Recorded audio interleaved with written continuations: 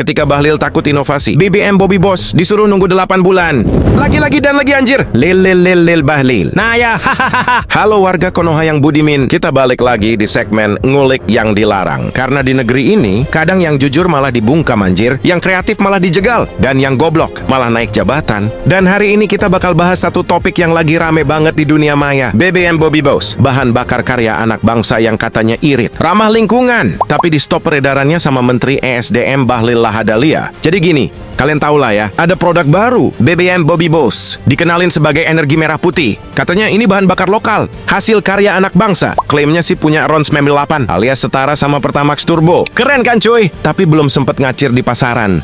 Malah dicekal anjir. Katanya sih paling etanol. Si Bahlil itu Bobby Boss belum lolos uji emisi. Dan perlu waktu minimal 8 bulan buat dites. Lo 8 bulan, itu BBM mau dites. Apa mau disidang kayak koruptor kelas kakap anjir?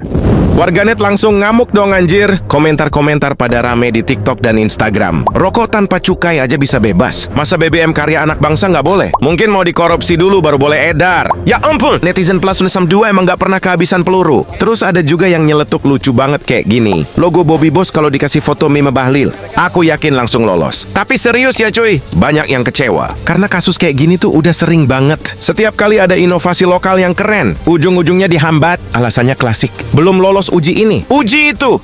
Anjir lah, tapi giliran produk asing, cukup uji kenalan, langsung tembus pasar. Boblok. Netizen ada yang bilang, karya anak bangsa gimana pun hasilnya tolong pemerintah dukung. Ini buat meningkatkan mental percaya diri generasi kita. Dan gue setuju banget, karena yang dibutuhin tuh bukan sekadar izin edar, tapi keberpihakan negara. Bayangin aja anjir, anak bangsa bikin inovasi, tapi malah disuruh nunggu 8 bulan. Lah, selama itu bisa-bisa modalnya keburu habis, semangatnya keburu padam. Masalahnya Indonesia ini selalu ngomongin soal kemandirian energi, cinta produk lokal, ekonomi kreatif. Tapi pas ada yang beneran bikin, malah disuruh mundur anjir. Ini kayak negara yang pengen punya anak mandiri, tapi tiap anaknya mulai nyari duit, malah disuruh tidur siang. Dan lucunya lagi, waktu ditanya wartawan si Menteri Bahlil cuman jawab, kita akan pelajari dulu hal tersebut. Lah, udah jadi menteri kok masih belajar anjir? Maksudnya bagus sih, tapi kalau semua dipelajari dulu, kapan majunya Pak Bahlil? Negara lain udah meluncurin mobil listrik terbang, kita masih nunggu uji emisi selama 8 bulan. Gue tuh kadang mikir,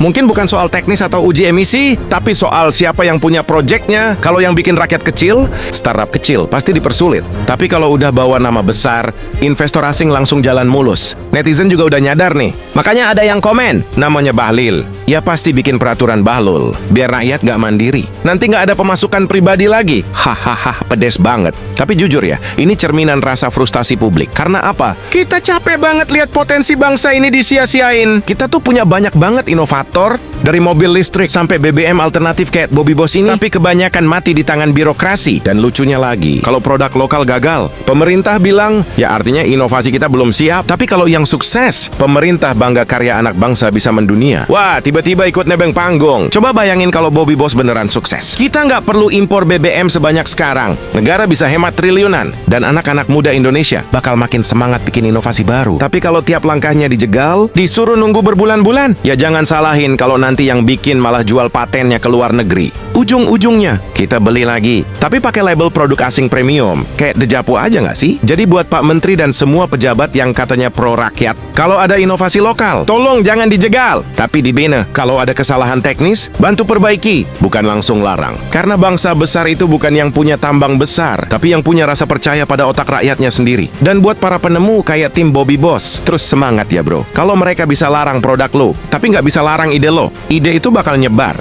Dan suatu hari nanti, bisa jadi bahan bakar buat masa depan Indonesia yang beneran merdeka energi. Oke cuy, segitu dulu obrolan kita hari ini. Ingat kalau ada produk anak bangsa yang bagus, dukung dulu, jangan nyinyir dulu. Karena kadang yang lo hina hari ini, bisa jadi penyelamat negeri lo besok. Gue cuman rakyat biasa yang capek lihat potensi dijegal birokrasi. Sampai ketemu di episode selanjutnya. Dan ingat, jangan sampai inovasi lo kalah sama izin dari orang yang belum tentu ngerti riset.